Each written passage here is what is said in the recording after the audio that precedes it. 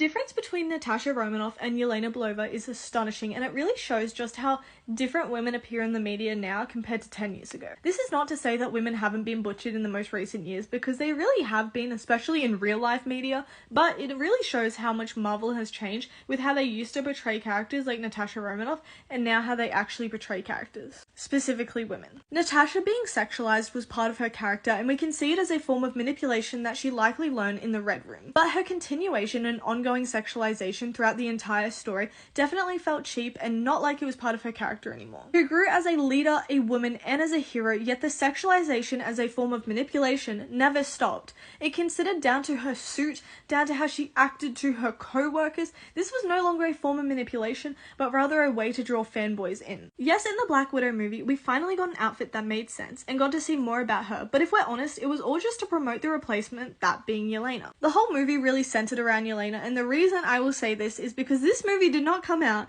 till Natasha Romanoff was already confirmed dead. People claim that the reason this did bad in box office is because it's a woman, but no, let's be honest, it's because everyone already knew the fate of Natasha Romanoff, so who cares? They never seemed like they knew what to do with her, and my guess is that's because she was the one woman in a superhero movie that was considered for boys at the time. They knew Scarlett Johansson was attractive and Black Widow could be considered a sex icon, and they basically just ran with that through her entire screen time. It's such a shame because Natasha Romanoff could have been such a cool character, and in the comics, she is. As a young girl loving superhero movies, I was forced to like her, and while I genuinely did love her character, as I got older I felt disconnect from the character I loved, realizing it wasn't the story or depth this character had that I loved. It was because when you don't have any more than one woman, you are naturally going to connect to the one woman you have option to. Now we get to see so many amazing women characters on screen that I genuinely feel connected to and love their complex stories, and while I am so grateful we are finally getting this, especially with characters like Yelena and Wanda, two very complex, very well written story characters, I am still truly sad that we will never get to fully explore Natasha Romanoff on the screen.